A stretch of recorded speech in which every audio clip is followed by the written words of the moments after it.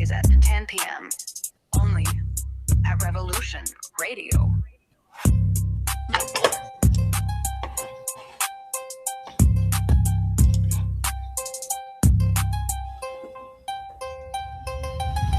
Tune into Revolution Radio, Studio A for Omnium Gatherum, a kaleidoscope of discussion. Thursdays at 4 p.m. and Saturdays at 10 p.m.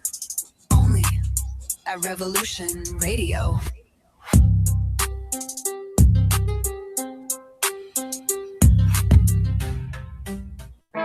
Become a master survivor and get the news you can use from Dr. Johnny every Sunday at 4 o'clock Eastern Standard Time on Revolution Radio at freedomslips.org on Studio B, and get the Master Survivor Show Beyond PhD. Because of his military Mar-a-Lago contacts, Dr. Johnny will bring you in-depth intel that you will not hear anywhere else, whether it's from the political arena, outer space, or natural health breakthroughs. Dr. Johnny delivers the goods every week, bringing you hope, health, and happiness, but most important of all, the truth about our world and providing the tools to help you survive and thrive. So what are you waiting for? Tune in to The Master Survivor Beyond PhD every Sunday at 4 o'clock p.m. Eastern Standard Time, Studio B, on Revolution Radio at freedomslips.org. Do you want to really get to the roots of good health and stay strong for the storms ahead?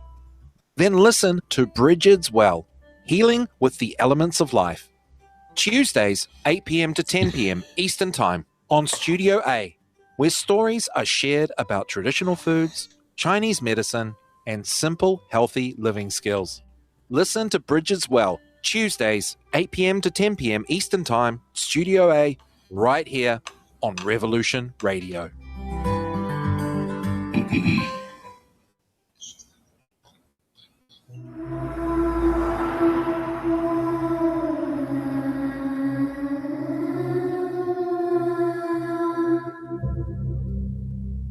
Are you interested in the paranormal,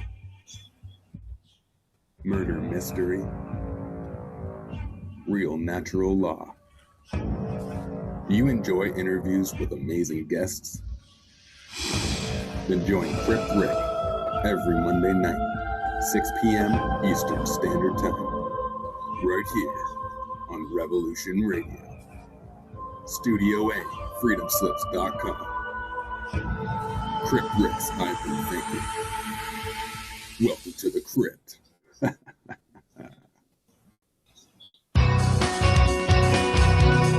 Thank you for listening to Revolution Radio at freedomslips.com. Any commercial advertising you may hear in this program is of the sole discretion and benefit of the host of whose program you are listening to. Revolution Radio does not endorse any commercial products, nor does it accept monetary compensation for on-air advertising of commercial products, nor will it ever. We are and shall remain 100% listener supported. Any product advertising on this program are considered used at higher risk, and Revolution Radio shall not be held liable for any claims or damages received from any product advertised within this program. Revolution Radio, where information never sleeps.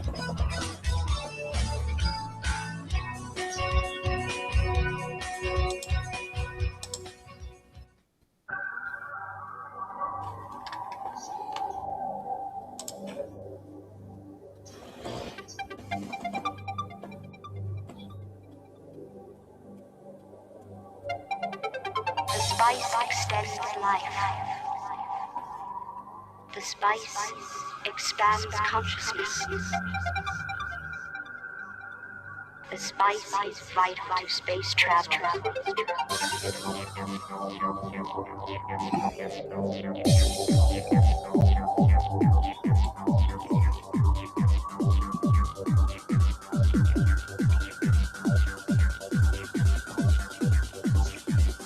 Travel without boundaries.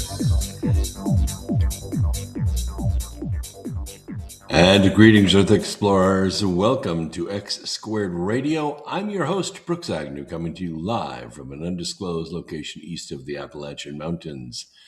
This is where the past meets the future.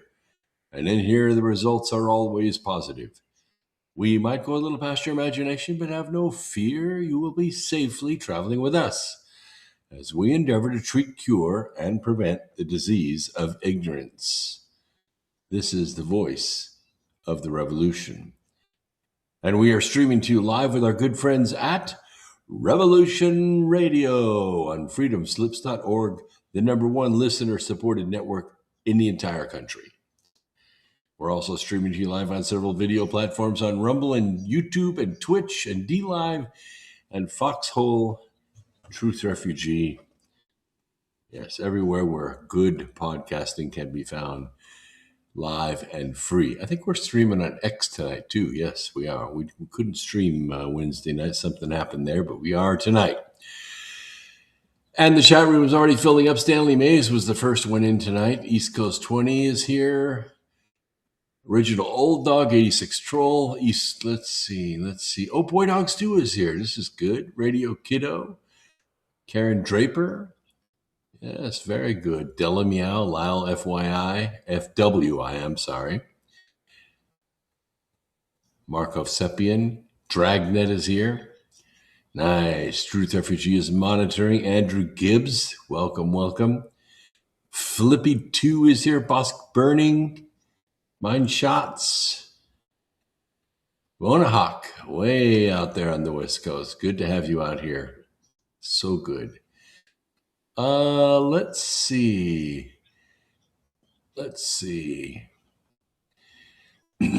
Just checking all the greetings. This is My Story is here over on Rumble. That's good. Very nice.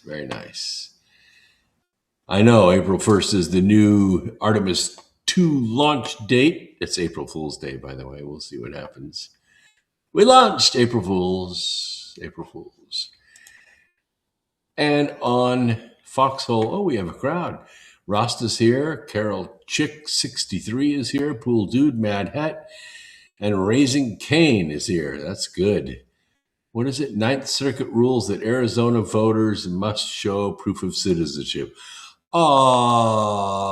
Kitty Hobbs bites the big one. Okay, well, that may end for her out there if that has to happen. We have quite a bit to talk about tonight, but it's not a really big news night, but it gives me a chance to kind of answer your questions and come up with things off the top of my head. But one of the things that is really weighing on me personally, and is because it's weighing on me personally and it weighs on everybody, because I am America. Not that I'm leading America, but I'm so typical. I'm just the average dude, man. And whatever's affected me is affecting everybody. And that is this damn shutdown. Oof, really got me hot under the collar. Let me tell you. What is it? This is my story. I didn't plan on it. Well, I don't know. You guys must have something going on there. Anyway, I don't know if you've done any traveling lately. I haven't. I just can't deal with it. Travelers deal with the long hours, waits at the U.S. airports. Have you ever flown out of Charlotte Airport? It's a disaster. It used to roll pretty smoothly. Everybody could kind of stay inside the building, and it's a pretty cool airport, pretty country, you know. But the last couple of years, Charlotte has just been an abortion. It's terrible. The TSA lines, you just wonder to yourself, do you guys accomplish anything? Do you actually perform a function? Because you get all the way up there. No, you don't have to take your shoes off. No, we're not scanning bags today. Yeah, you go on through. You're like, well, so what the hell's the holdup? Well, these long waits at the airports due to lack of funding for TSA and other Homeland Security agencies. The Transportation Secretary is claiming that Democrats want to destroy the lives of ICE agents in an effort to keep as many illegal aliens as possible in the United States. And it's not just that. I'm sure you can thank a Democrat for the lines. And people are not happy. No one's happy at the airport. The airport workers are not happy. The restaurant workers at the airport are not happy. The baggage handlers are not happy. The staff is not happy. And the TSA workers are absolutely not happy. And I got to tell you, when people are not happy, I've been a manager for a long, long time in manufacturing. When people are not happy, it shows up in your product. It shows up in your product. It shows up in the shirts, in the cars, in airplanes, and in your security. That's true. Sean Duffy said on this morning with Maria Bartiromo, I was watching it, don't hold America hostage just to get what you want. But that's exactly what's happening. And it's not just TSA, it's also U.S. Customs.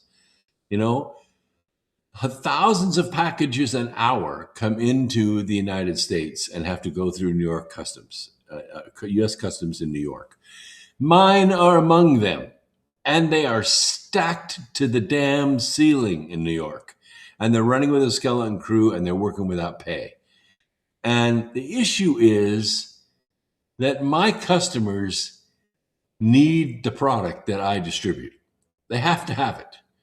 They have to have it. And I have to provide it. That's my mission, is to provide it.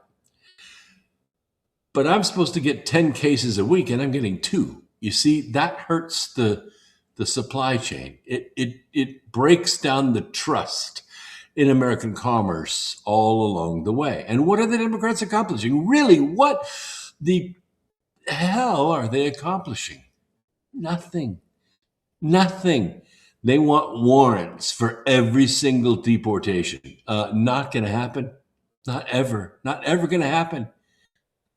I thought maybe getting rid of Kristi Noem, or the bad, incompetent, Kristi Noem. We need to get rid of her. Okay, fine.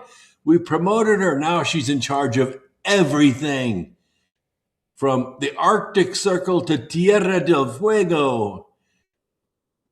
It's under her purview. She is the liaison for the entire thing to the president. I hope you got what you wanted. I hope you got what you wanted, Democrats. Now let go. Jeez, 35,000 passengers are expected to travel at the Austin airport on Friday. And the staffing levels are affected. It's going to be awful. And the reason you have such long lines is because TSA is looking at everybody who comes through the line. They're not shortchanging it because they have less people. The line is long because they have less people, and it takes longer to actually screen them. So it's not impacting safety and security at the airport. Oh, sure it isn't. Sure, I want to believe that. Right. Anyway, Secretary Duffy said this morning that TSA workers who've now missed a partial and full paycheck as a result of the Democrat shutdown are picking up other jobs to pay bills. And I suppose that the lack of sleep and the dividing of their attention between this and another job, that's not going to affect the security. You guys are absolutely fool. You're asking for trouble. There are 3 to 4 hour long lines at the airport. That's crazy. We used to get there an hour early. That was a pain in the butt. Then you had to get there 2 hours early. And then if it's an international flight, we want you 3 hours. Now you got to be there 4 hours to go to Poughkeepsie. It's ridiculous. So he said, we're going back to Democrats. You know what they really want? They want to make sure ICE agents take off their masks. Why? So they can identify who they are and hunt them down and kill them. That's what they want. That's what they want. They can go to their house. They can go to their children. They can go to their spouses, and they can attack them. That's what they really want to have happen. Why would the Democrats want that? I'll tell you why. Because Kristi Noem was so good at her job that she deported over 800,000 registered Democrats. Let that sink in. Kristi Noem deported over 800,000 registered Democrats. They can't allow that. They will go extinct if they're allowed to continue to do that. And hopefully Mr. Miller will do that. If they want to make sure they can destroy the ICE agents working for the government, working for the American people to keep you safe, they want to destroy their lives. That's their mission, because they want all these illegals. They want them to stay good, bad, violent. The ones ripping us off through remittances every day, or trying to fly through the airport with $500,000 in cash in their suitcase because it's my family. It's my family. I'm going to take it to my family. I earned this money. Mm-hmm. And by the way, there's a bunch of them. There's a lot of them. We're shocked in these different cities that ICE goes to the number of bad people that are here. It shocked even me, he says, how many bad people we find who have committed crimes, whether they're sexual assaults, murders, rapes, pedophilia, killing people in their cars. It has to stop. Despite the current travel disruptions, Secretary Duffy sounded a tone of optimism. He said, we're going to get through this.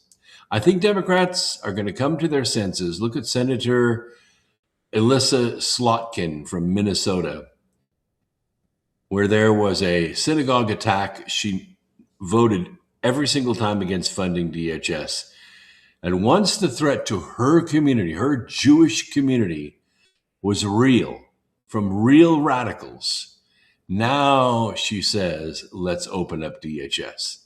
Now it's gotten to the point where it's time to open DHS. I think it begs the question, are Democrats waiting for Americans to get hurt? For you, me? Well, they're not going to hurt me. If they try to hurt me, that would be a very bad decision on their part. They're waiting for Americans to get killed before they actually put your security before those that have come into this country unlawfully and illegally. I hope that's not their position. God, I hope it's not their position.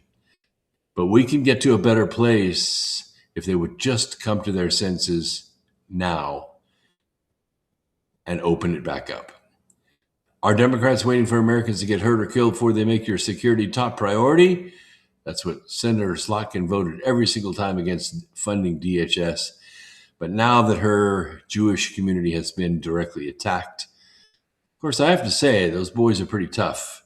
You know, a guy drives a car into your building, takes out a rifle, shoots 3 people, doesn't kill anybody. And they killed him with their bare hands. Did you get that? He wasn't shot.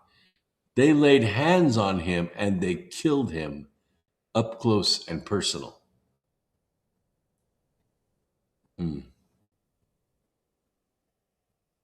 As Operation Epic Fury continues against Iran, Secretary Duffy also says oil tankers will likely get insurance soon, although this is going to be tricky to do. You know, Trump said, oh yeah, I'll insure those boats, no problem. We'll put military escorts. Well, the military came back and said, oh, no, too risky. We're not going out there and sailing beside those tankers, too risky. And now you have multinational groups coming together and saying, well, we'll all get together. We'll all sail by with the ships and make sure the cargo and the tankers and everything get through the Straits of Hormuz okay. We're not going to allow them to close the Straits of Hormuz. But it's the drones, people. It's these drones that cost less than $100, and they're firing these drones by the thousands. Well, they have the potential to shoot them, and you just can't stop them all. You can stop half of them. You can stop maybe 3/4 of them, but all it takes is 2 to get through, and your boat's in serious trouble. Your insurance policy isn't going to cover that. I'm just telling you, it's not going to cover it. Once we get a little more clarity on the security risk, Secretary Duffy said, we're going to have not just the U.S., but our partner countries help with the escorts. When those escorts and we have the insurance, you're going to start seeing flow. They met about it today. There were 630 people at this meeting. That's not a small meeting. That's a conference, 630 people. They're all concerned about it. And it's Iran against the world. It's Iran against the world. And, you know, Trump is asking for an unconditional surrender. That means lay down your arms, get on the ground, put your hands behind your head. That's it. That's it. It's over. It's done. And of course, what they're saying is, well, I'll tell you what, why don't we get a ceasefire? We demand a ceasefire. As long as the mullahs have somebody answering the phone, they're going to say, we didn't give up. They're going to say, we weathered the best the U.S. had to give to us and we survived. There's no surviving this, mullah boys. It's over. It's over. And all you IRGC pukes that are following the mullah boys, the gay boys with the turbans around their heads and the goats and little boys, listen, you need to give up too. Take your uniforms off, put your flip-flops back on, and let's end this. He said, we're able to have this fight with Iran only because President Trump and his American dominance initiative to bring oil prices down allow us to absorb their shock. But President Trump said it's going to be 4 to 6 weeks in this fight. We're only 2 weeks in, and Democrats are losing their freaking minds. Let's play this out. Let's win and bring security and safety to the economy and to the region and to the world. You know, it surprises me. Doesn't it surprise you too? It surprises me how anti-American the Democrats are. Doesn't it surprise you? How they're aiding and abetting the enemy. You know, when Barack Obama flew $1.8 something billion worth of cash, it took 2 airplanes, by the way. That's a lot of cash. It took 2 airplanes to fly this cash, and nobody knew about it. He got caught months later, like 6 months later, he got caught. He flew the money to the mullahs, even though there were a bunch of sanctions against Iran. And then Joe Biden lifted those sanctions. That's aiding and abetting the enemy. Look at all the thousands and thousands of people who died because of that money. And I'm not just talking about the Jews. I'm not talking about just the Jews and just American soldiers. Iran has attacked everybody. The Saudis, the UAE, they've attacked everybody except Egypt, which is kind of weird, but they've attacked everybody and they've killed people in all these countries. And then they killed 36,000+ of their own people who were out there protesting. Like, oh, hey, look, there's a young co-ed without her hijab on. Boom, shoot her dead. Oops, I didn't shoot her dead. She's still alive. She's going to the hospital. That's okay. I'll go get her. And they go to the hospital and shoot her in the head while she's on the operating table. 36,000 young people killed in Iran. If that happened in our country, the chaos would be unbelievable. If the government killed 2 people, look what happened. And those people were in the wrong. They tried to run over cops with their cars. They went into hostile situations and got involved in fisticuffs with Border Patrol and had a weapon, and then was wondering why in the world they ended up dead. That's not what's happening in Iran. In Iran, people are out there waving American flags and shouting for freedom and shouting for democracy, and they're being machine gunned down in the streets. It's got to end. It has to end. Do you understand? Someone, and in this case, it's the Americans, namely President Trump, stepping in and saying, that's enough. That's enough. You're not going to kill any more of your own people. You're done. You're finished. You do not deserve to be a government. You mullah boys and your IRGC pukes, it's time for you to leave the building. Do you really care about the gas prices that much? Are you serious? $109 a barrel for oil. Oh, and you wonder why. Why is that happening? The oil that's in your local gas station, your Circle K or wherever you're buying your gas, QT or TA America or Love's, that oil was drilled 8 months ago.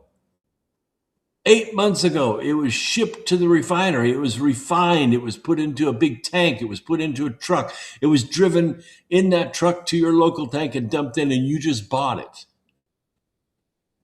But your price went up yesterday. Why? Nobody knows the answer to this question. Somebody bangs 2 trash can lids together in the Straits of Hormuz, and boom, 50 cents a gallon the next day on gas. Why? We don't even buy oil from Iran. We buy zero from Iran. Why did our price go up? Why did that happen? That's our oil. We drilled it in Texas. We drilled it in Oklahoma and Alaska. We refined our own oil, and yet the price went up. Well, you know why. Because the global syndicate is making money off the conflict. That's why. But I can tell you, the prices are going to come back down. Yeah, that's right, East Coast. I mean, they just extort us. They just profit take. And at the end of the year, they say, oh, well, yeah, we made $4 billion more profit this year. Thank you very much. Our executives will get nice big bonuses this year. But you're never going to see lower prices at the pump. Why? Because you have to have it. You have to have it for your SUV. You got to have it, right? You got to have it. You got to go to work. You'll pay whatever it is, right? It was $230, $330, $430, $830. You're going to pay it. You have to have it. You don't just stop driving, do you? No, you don't. So now you see. And you know the the thing that I like about this, the thing that really makes my heart swell with joy and trust, is that Trump isn't taking the oil. Even though we bombed the stuffings out of Kyrgyz Island, right? Kyrgyz Island is like Houston. Okay, if you've ever been down to Houston and seen all the refineries there along the coast where all the boats come in and they dump and refine. Nobody wants a refinery in their backyard, right? They all say that. We don't want you to build a refinery. What do you think this is, Bakersfield? Seal Beach? Exactly. Kyrgyz Island's like that. It's like a big gas station. But most of the oil is processed right there. It's brought there. It's got good access all the way around, deep water all the way around. The tankers pull up, they offload, they refine, they distribute, everything right there. Trump bombs the absolute stuffings out of this island, but not the oil facilities. They were so careful, they were so pinpoint accurate that they were able to blow up all the military installations on the island. Done. Every guard shack, every Jeep, every airplane, every helicopter, everything, every rocket launcher is done. But they didn't touch the oil distribution. And then President Trump said, now, we've bombed the hell out of Kyrgyz. It's no longer a military threat. But if you continue to threaten the ships going through the Straits of Hormuz, you close the Straits of Hormuz, I will reconsider my decision. You know what that means. And does Trump bluff? Like, never. Never, ever, ever, ever. And so what's the next word out of the mullah's pie hole? You remember what it was? It just happened today. The next word out of the mullah's pie hole is, but the straits are open. We have not closed these straits. Any ship that wants to can sail through, except for American. No American ships through the Straits of Hormuz. You know what? Mr. Mullah? That is not good enough. That is not good enough. American ships are going to sail through the Straits of Hormuz anytime we damn well want to. And if you don't change your mind, we're going to bomb the rest of Kyrgyz Island, and you will be back in the Stone Age, boys. Absolutely. You will no longer be distributing oil to the world. And you know what that's going to hurt? Oh, man, that's going to hurt Japan, right? 120 million people that rely on Iranian oil heavily. It's going to hurt China, 1.25 billion Chinese that rely on Iranian oil. You're going to be riding bicycles. You're going to be riding bicycles for the next 20 years because Kargas Island is going to be one smoking rock in the Middle East. Do you want that? You really want that? Because if you do, we can deliver. We can deliver by tomorrow at noon. It's over. You get it? And we don't bluff. We don't bluff. You have a choice.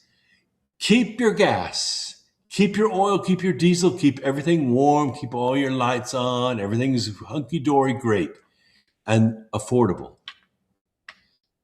But the mullahs are out.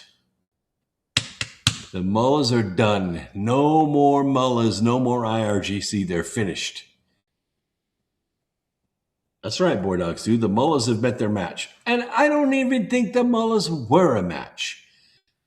The mullahs were just criminals holding their resource hostage and seeing how close they could get to removing Israel from the face of the earth. Well, you failed, my friends.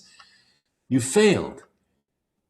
And by the way, if you push us any harder about this whole thing and Allah and all this bullshit, we'll just nuke Mecca.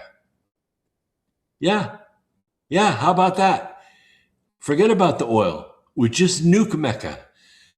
And you know what'll happen then? Allah will be proved to be a fake. Because if Allah was real, surely he would protect his holy city. But he didn't. And he won't. The mullahs need to go. These goat stickers need to leave. Forever. I don't know how we get rid of these demons, but eventually we're going to have to put our boys on the ground. And here's my thought. It hasn't come out yet. I'm just, my mind, my opinion, my red, white, and blue here. Hold on.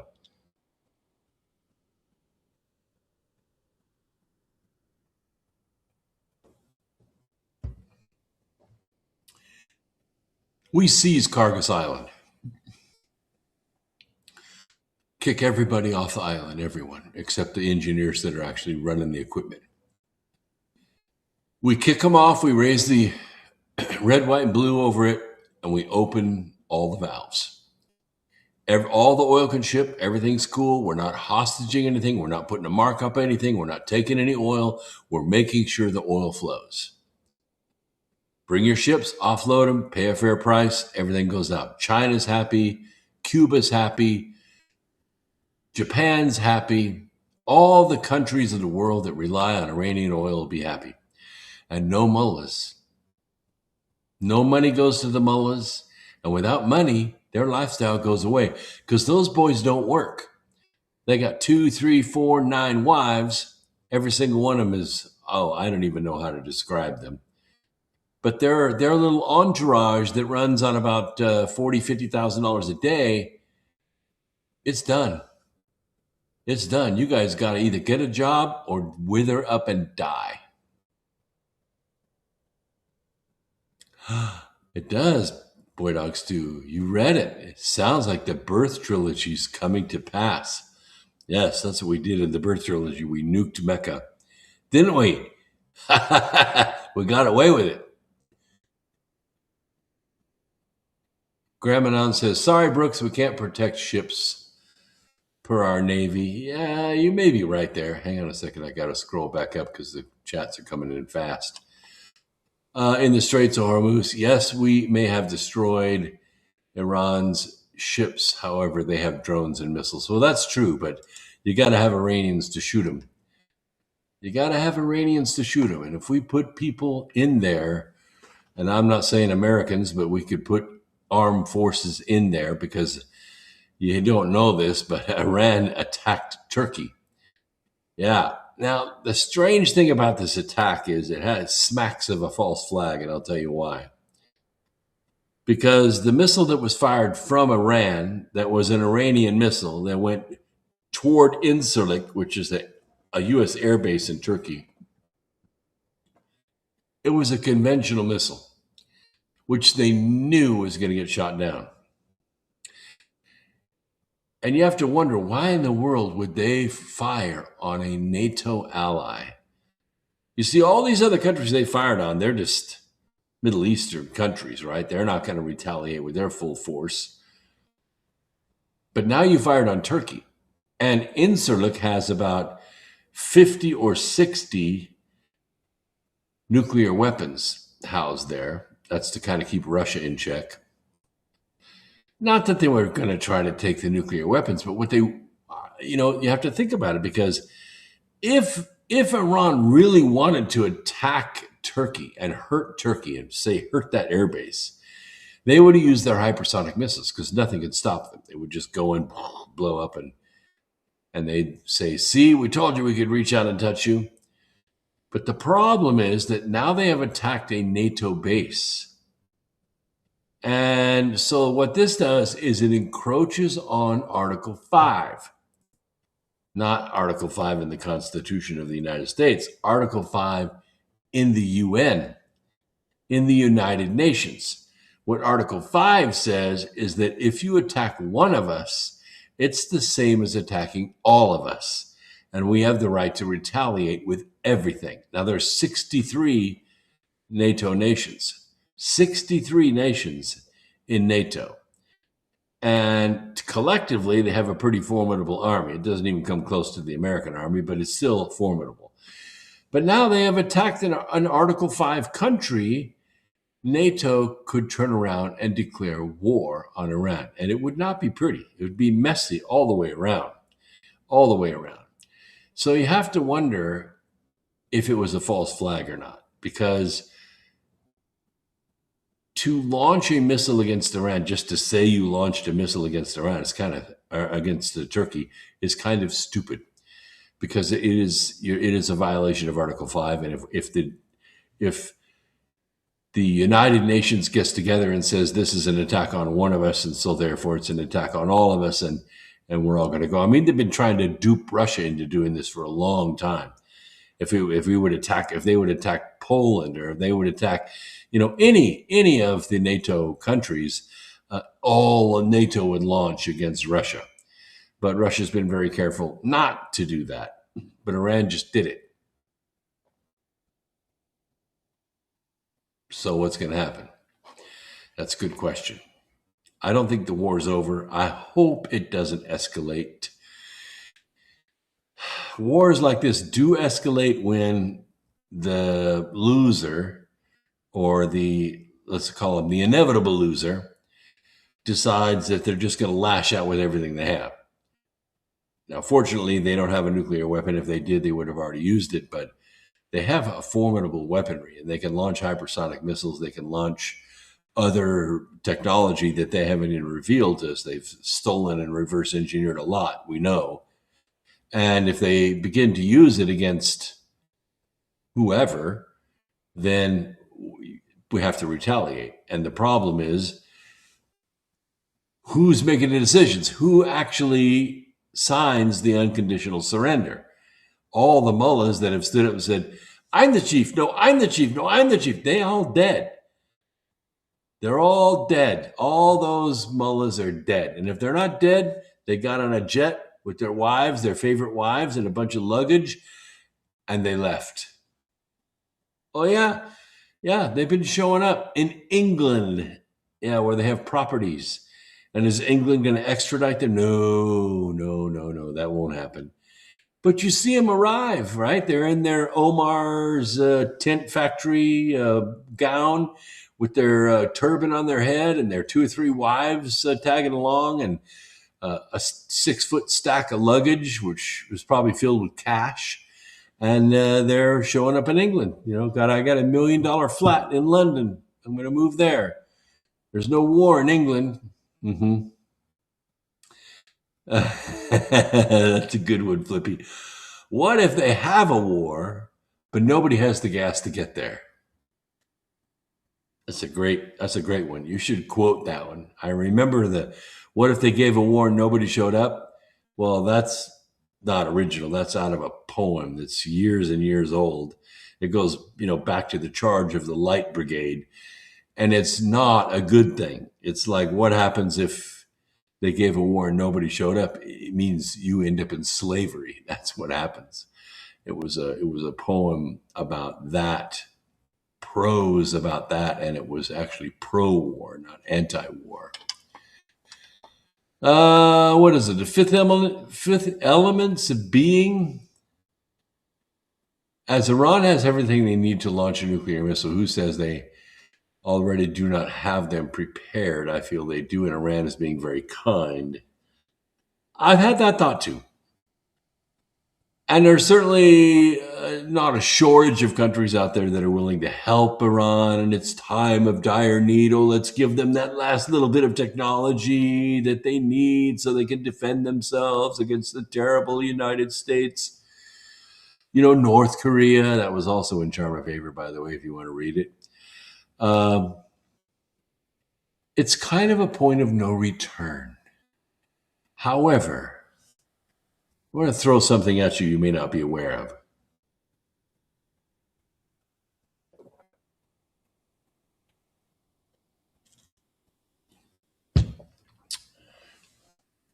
What is the big threat with nuclear weapons?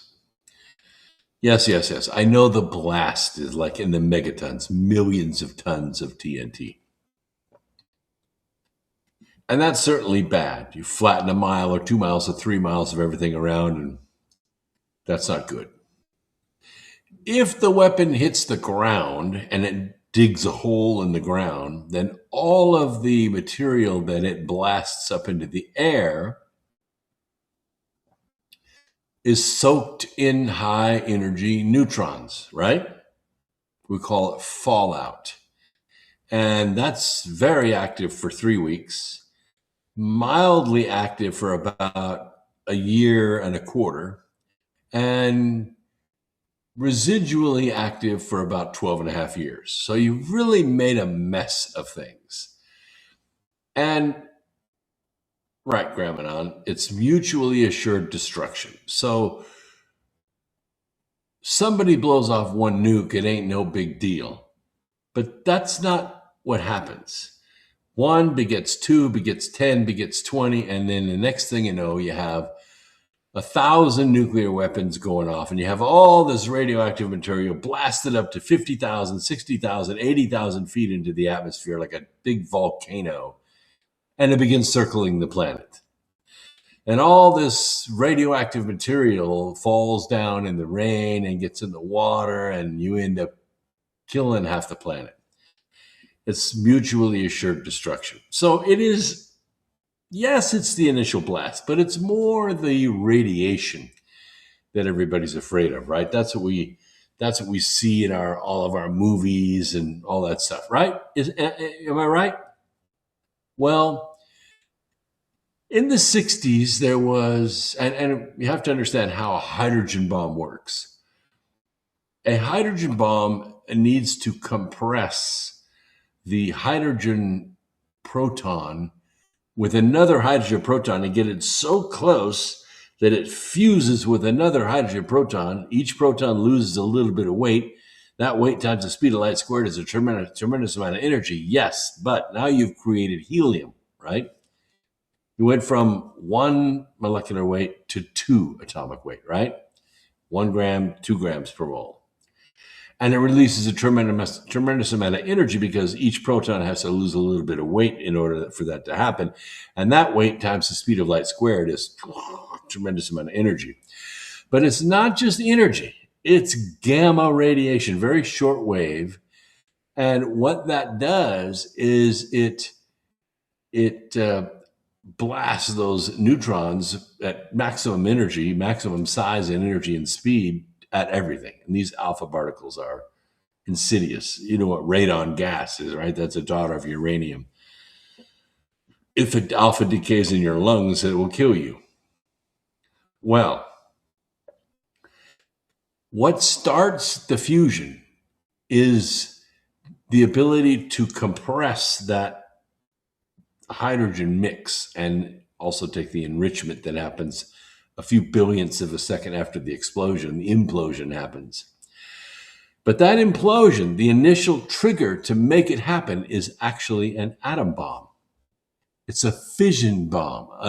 A plutonium bomb needs a piece of uranium to get it to start, because the gamma radiation is the compression, the uniform compression that makes the hydrogen explosion happen. But in the 1960s, they developed what's called the ripple technology. I don't know if you've heard of this or not. You've probably heard if you listen to this program, or if you've listened to Dark Journalists, you may have heard about it. The ripple technology allowed the accomplishment of the hydrogen fusion without the use of an atom bomb. Now, this was a breakthrough, absolutely a breakthrough, but it was also very frightening, because what it did is it made nuclear war fightable. And what I mean by that is the mutually assured destruction part went away. You could go in and you could hit them with 110 or 120 nukes and literally flatten their entire country, but no radiation. Yes, you get the intense heat. Yes, you get the intense killing heat and the explosion and all of that, but you don't get the radiation. There's no fallout, no residual shit that goes with the bomb. It cleans up the hydrogen explosion, in other words. And if you blow it up above ground, it's just devastating. 20 megatons of explosive power and no radiation. And what self-respecting 4-star general doesn't feel good about that, huh? You see how scary this is? You see how Dr. Strangelove scary this is? That you have guys there in the Pentagon who are saying, there's a way we could use nuclear weapons. And these little explosions you see on TV, even the ones where we hit a depot and people are getting kind of used to them. Oh, okay, well, that's nothing really. It only blew up one building. Those would turn into cities. You'd have to view them from space, because the explosions would be so large, nobody within eyesight of it could film it and live. Yeah. You'd have to set up your camera like Mount St. Helens and leave. Go down to Portland and wait it out, baby. Have your wireless camera sending you the images as Mount St. Helens explodes. Your camera can see it, but if you were with your camera, you'd be dead. You see what I'm saying? How large of an explosion we're talking about? We're talking about an explosion that would clean, 20 blocks of New York would be rendered nothing but a smoldering pit in the ground. You ever flown over New York? Like just flown over New York, going up to Newark or something? It's incredible. It's incredible how many buildings are built on that granite island. And when you think about 10 or 20 blocks of that turning into a pit in the ground, just gone. And every window within 5 miles blown out. And every living thing within 3 miles, every cockroach within 3 miles is dead from the heat and from the shock wave. 3 miles. Imagine how crazy this gets when nuclear weapons get usable. When you have an enemy and you want to just eliminate that enemy and all of its offspring, everything, down to the last lamb, down to the last goat. We're talking Old Testament annihilation. We're not going to send in Joshua and his army with his swords. They're not going to knock the walls down and then go in and kill everybody, screaming for their lives as you stab them in the neck by the hundreds. And every single soldier goes home with all of those eyes staring back at them for the rest of their life. We're not talking about that kind of war. We're not talking about God's Old Testament wars where he just wipes out entire peoples and kills all their animals. Why? To give them the land. To give them the land. Right? Read about it. It's in the Old Testament. Read about, the God of love was all over that. Let me tell you. And you want to read about the wars that happened in the Yucatan and South America and up into the lower part of America that went on for 1,500 years? Unbelievable slaughter. There were so many bones on the ground that it turned the ground white when they decayed. All by hand, with arrows and clubs and spears and swords. All of that within seconds. Done. You don't think humans are capable of doing it? Oh, yes, the hell they are. They absolutely are. Yeah, well, mother of all bombs. It's nothing. Really, it's nothing. Even fuel-air explosives. You know what a fuel-air explosive is? Have you ever made a campfire and it's not just getting as hot and as big as you want it to, so you take the lighter fluid and you spray it onto the fire and it blooms up like that, singes your eyebrows off? You ever had that? I'm sure some of you have experienced that or watched somebody do it. That's a fuel-air explosive. A fuel-air explosive is a 55-gallon drum of fuel, like diesel fuel. And it has a concussion bomb in it, not an explosive bomb, but like a compressed air. And what happens is they drop it out the back of a helicopter, and the compressed air blows that 55-gallon drum to pieces, and the fuel makes a big cloud in the air. And then the explosive goes off. Then the charge goes off.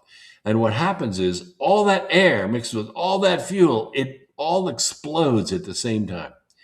But what it does is it eliminates all the matter in the cloud of the fuel. And there's a huge vacuum. And what happens is all the air around that explosive comes back together to fill in that vacuum. And when it does, it's like a clap of lightning, a clap of thunder, except it's only a few hundred feet above the ground.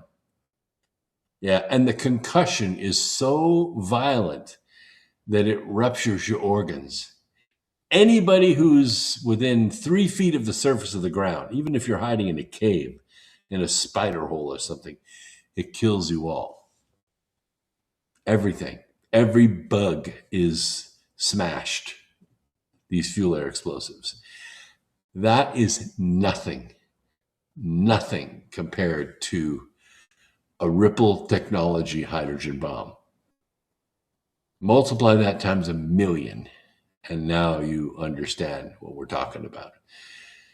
The concussion is so loud, you can't hear it because it's crushed your head. That's how loud it is. That's how powerful it is. It's not a thermobaric weapon. I know, to think we have this stuff. We have stuff we have not shown yet to the mullahs. And we really don't want to. If we had a bomb that would go after turbines, go after the mullahs' turbines and just hunt them all down like little beetle drones, would just let them go out of the helicopters and they go sailing off at 160 miles an hour all over the city looking for those turbines and just smack them right in the forehead. If we had that, it would make sense to use it. Because those guys aren't going to take off their turban and run. They're not.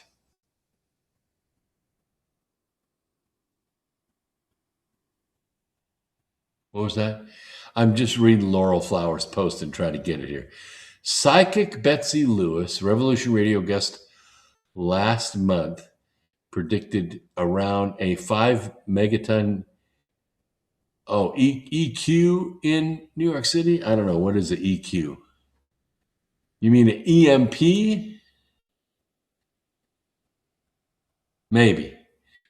Although I don't think New York could be the place to blow it off. If you were going to do an EMP against the United States, you would do it just exactly the way I described in Charm of Favor. If you blew off an EMP the way I have described it in Charm of Favor, you would black out 73% of the country within seconds. And most people, oh, an earthquake bomb. Oh, I understand now. I don't know. They don't have many earthquakes in New York because it's a solid granite island. It's not on a tectonic plate, doesn't shift around. 5 megaton earthquake.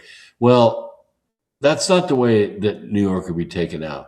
It would be, anybody see the new Mission Impossible? Besides it being a really good movie, it had a couple of factual parts in it that I also have in Glance of Angels. Glance of Angels is a sequel to Charm of Favor in the Deep State War series. They mentioned the Belgorod, the Ohio-class submarine up in the Bering Straits is looking for the Belgorod submarine. It's a very large, very fast submarine, like very fast, like over 60 miles an hour underwater.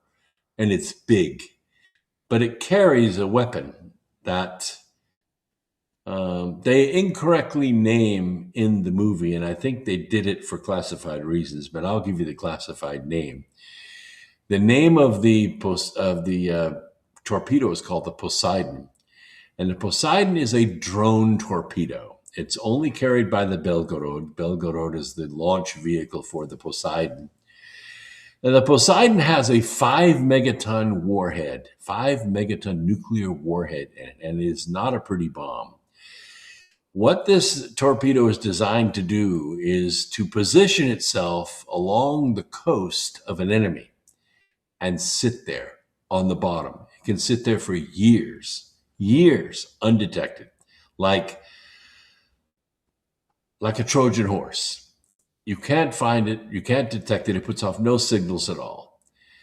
In fact, it could sit there for a year and then it could run its program, pick up off the bottom, sail another 80 miles, and settle down again. Just when you think you found it, you haven't. And have we spotted it? No. The Belgorod has surfaced exactly twice since it launched. That's it. Twice. And it can sail as deep as 5,000 feet. Completely undetectable submarine. It makes an Ohio class look like a dinghy. But the weapon, the Poseidon weapon, you think, okay, how do you set it off? Well, there are two ways to set off the Poseidon. Number one is it has a program. It just runs tick, tick, tick, tick, tick, tick, tick, tick, tick, and then at a certain time it blows up.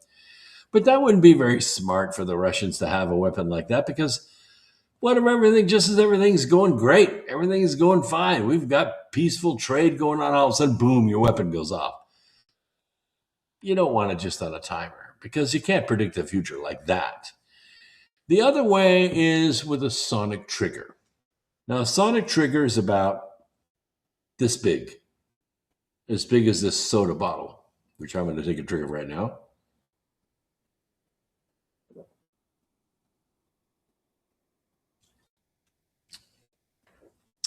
Now, a sonic trigger can be capable of emitting a multi-frequency pulse, kind of like a dolphin. And you can drop the sonic trigger with a buoy. You can drop the sonic trigger out of a speedboat, or you can drop the sonic trigger out of a helicopter or out of a passenger plane. Just flying over the water, minding its own business. It gets to certain coordinates. It drops a soda bottle.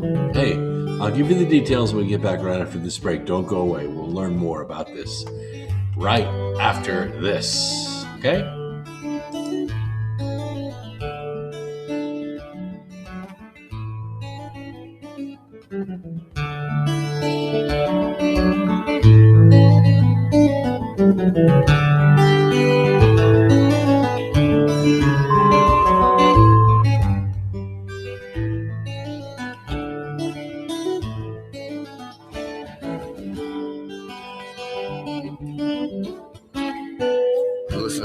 Revolution Radio at freedomslips.com. We'll be right back after this message.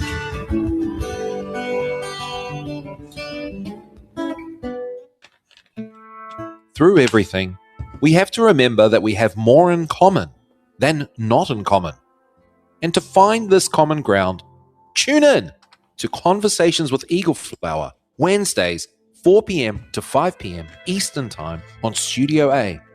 Because we come to this table of life to learn in the best possible way and experience this gift of life from our mutual Creator.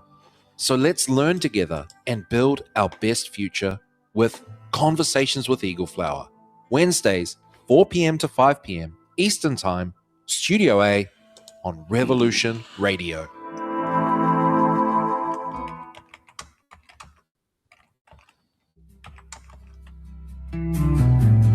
Join Revolution Radio every Sunday at 5 p.m. Studio B for Strange Universe.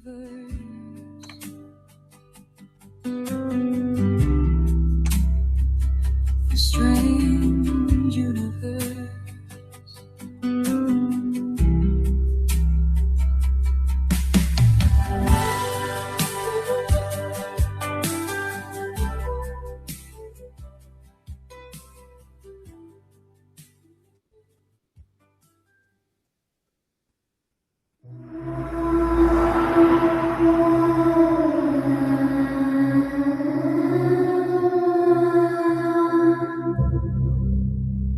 Are you interested in the paranormal, murder mystery, real natural law? Do you enjoy interviews with amazing guests? Then join Crypt Rick every Monday night, 6 p.m. Eastern Standard Time, right here on Revolution Radio. Studio A, freedomslips.com. Crypt Rick's I've Been Thinking. Welcome to the Crypt.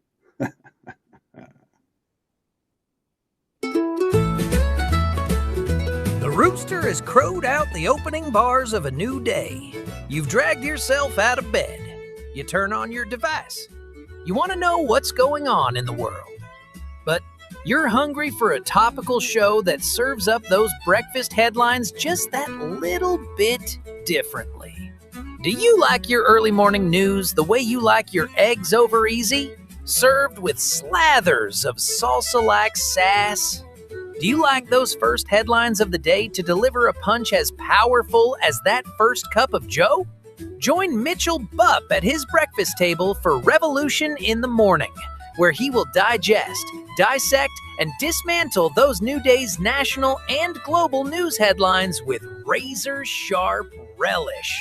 Find Mitchell here at revolution.radio every Monday, Tuesday, Thursday, and Friday morning, 8 to 10 a.m. Eastern on Studio B.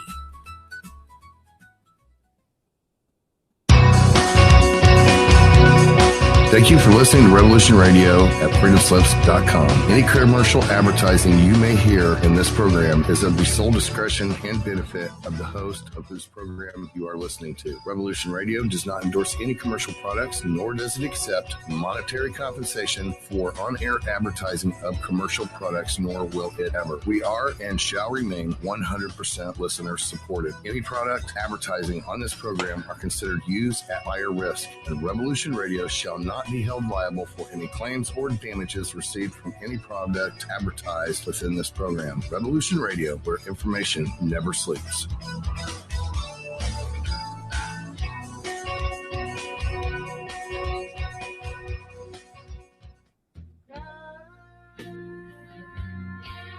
Thanks for hanging in there while we took that short break. Now back to America Free Radio with host Brooks Agnew here at Revolution Radio.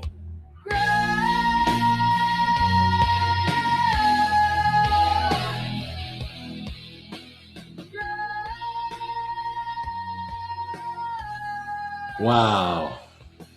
I love that station identification from Revolution Radio. Those guys are great.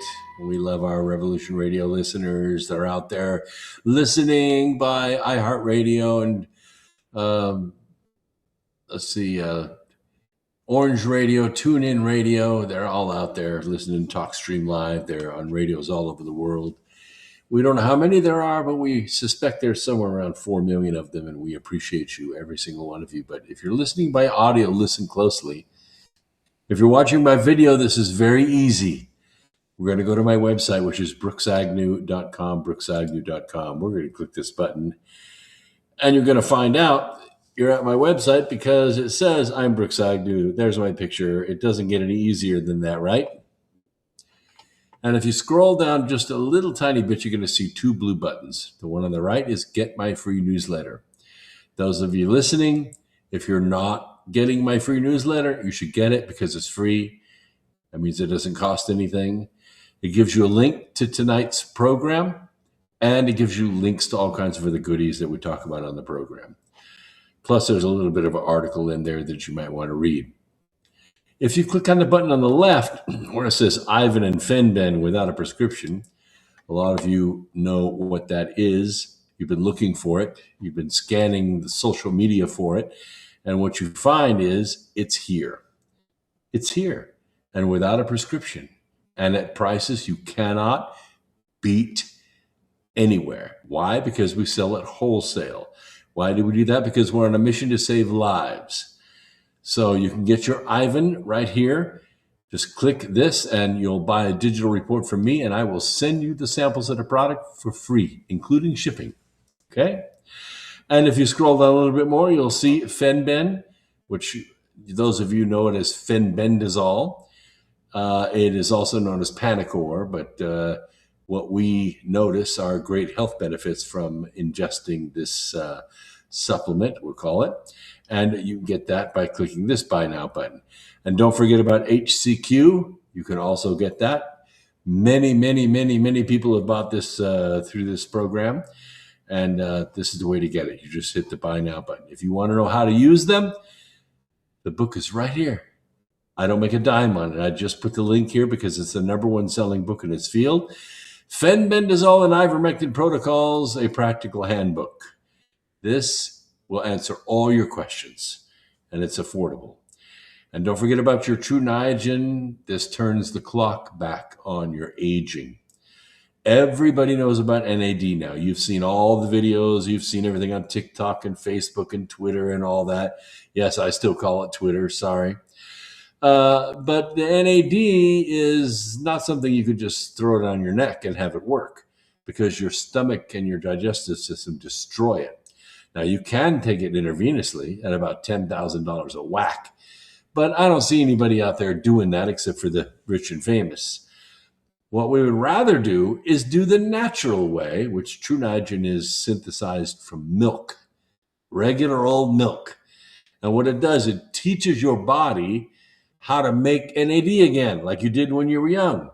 When you were young, because you're going to be young again. Your telomeres are going to come back. Your skin's going to get supple. Your eyesight's going to get good. Your brain's going to be sharp. You're going to have energy and mitochondria in your muscles where you can work. I planted 8 trees today. Have you ever planted trees?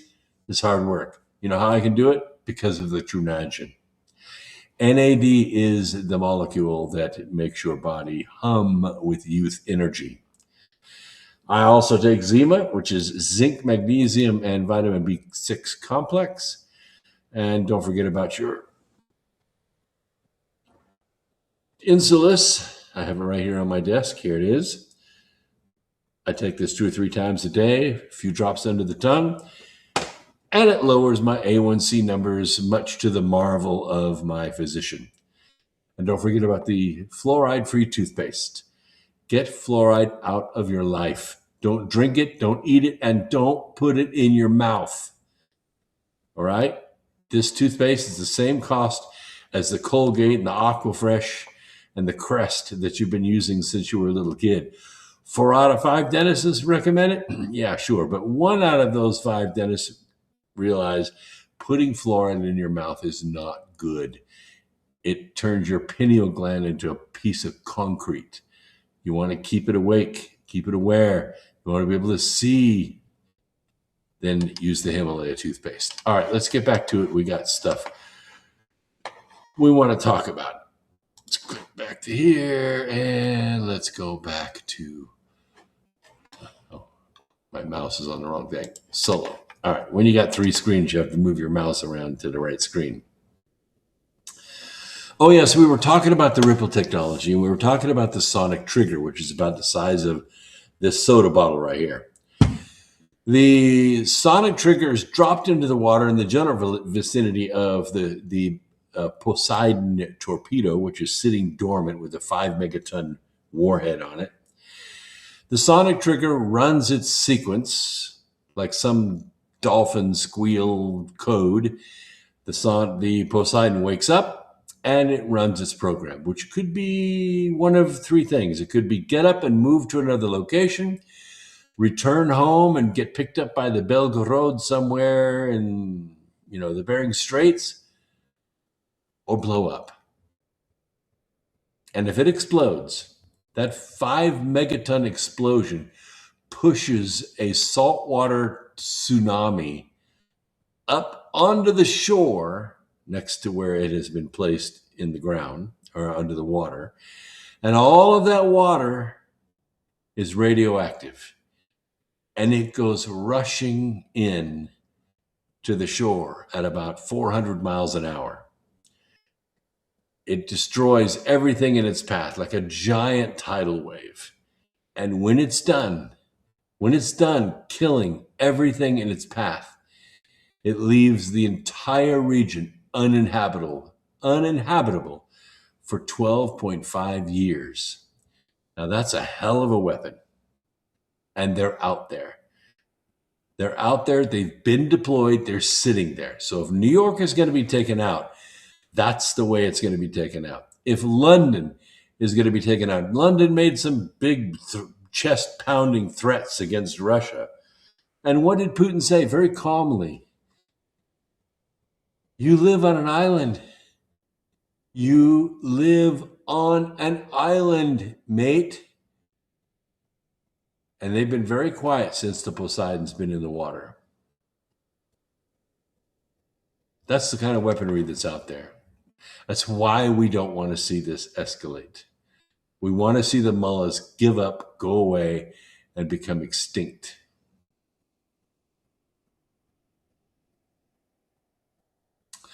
All right, let's talk a little bit about Jasmine Crotchet.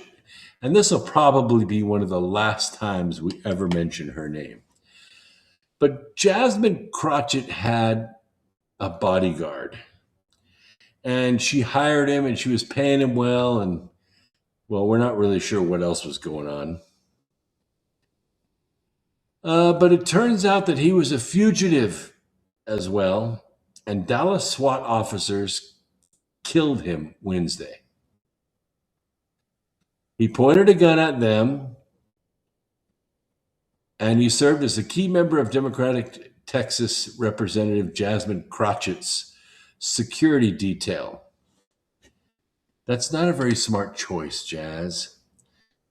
So the man who used the alias Mike King was wanted by police for impersonating a law enforcement officer while running an online business placing actual officers in off-duty jobs, the outlet reported. Now, citing anonymous sources, of course, but after officers tracked the alleged security officer to the parking garage of a children's hospital in Dallas, Texas, and forced him out of his car using tear gas, he drew a gun on them, prompting the SWAT team to put him at room temperature.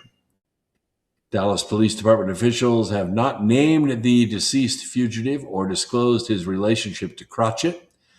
However, CBS reported Friday, citing photographs obtained by the outlet, that the man stood in close proximity to the recently defeated Senate candidate during her campaign events. It was him. King also was in charge of security teams at multiple Dallas hotels as well as his church, anonymous sources said.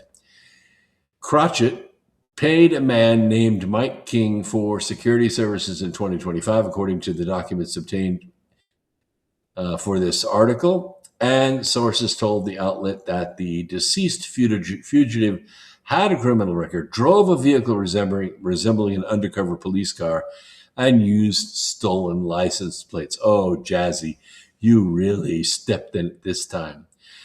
Yeah, that is typical. She's a complete fraud. She lost her primary. I doubt you will ever hear her name again, certainly not in this program. And if she keeps getting any fatter, she's not even going to be able to work at Bohangale's Chicken. You better tighten up. That's all I can say. You just better tighten up. Okay, let's talk a little bit about Space Force. If you read the book, Asteroid Mining, the Future of Energy, and some of you in the chat room have read it, because I remember you saying that you did, you'll notice in the book there are 3 chapters on Space Force. And at the time that I wrote the book, I did not know what I know now. I may write an addendum to that book or an addition to that book. But Space Force was created basically for 3 reasons. The first and foremost reason the Space Force was created by President Trump in his first term was because Space Command, which has been run by the Air Force since the words were put together, has become so corrupt, it was impossible to fix it. It was loaded with corruption and money laundering, and so many 4-star generals that literally had their own businesses all tied up in Space Command, wasting billions of dollars of money, and not getting anywhere, not doing anything. So Trump decided to form Space Command, and he put very trusted people in it because he needed a military that would do something that Space Command was certainly capable of doing, but not motivated to do. And now there are big changes coming to Space Force. For many, many years, like since the 70s, military space has been defined by mission stagnation, right? We did really well up to about 1972, and then we played around with the space shuttles for a while, and then those went obsolete, and it's just been mission creep ever since. So early mission sets like launch, missile warning, nuclear detonation detection, nuclear command and control, weather, military satellite communication, they were all put in place way back in the 60s, right after Sputnik. All this stuff went into place, right? And they've been operational since right before I graduated high school. Because I remember in 1968, I was interviewed by a local newspaper because I won some kind of math award. I can't remember what it was, but it was something like one of the top math students in the state of California, which was a pretty good state at the time. And the newspaper came and interviewed me, and the little reporterette was so nice, and she asked me a question. So Brooks, what do you want to be when you grow up? And I didn't even hesitate. I said, I want to be an asteroid miner. Well, she did not know what to make of that. Hell, we hadn't even been to the moon yet. What do you mean an asteroid miner? I don't even know where to go. What's the next question on that? Right? So that's where the space mission was. But in the last 30 years, only one new mission was added. One. You know what that was? It was global positioning. But since the creation of the United States Space Force in 2019, Congress has been funding the development of fundamentally new capabilities. And that hardware is almost ready. Today, here we are, 2026, it's almost ready, less than 7 years. Positioning Space Force on the cusp of a surge. Now, listen closely, because this is great stuff. One of the things that military always worries about is some aerial vehicles sneaking into our airspace and doing nefarious things, EMP, whatever it wants to do, right? So Space Force, one of the purposes of Space Force is to control what's known as cislunar space.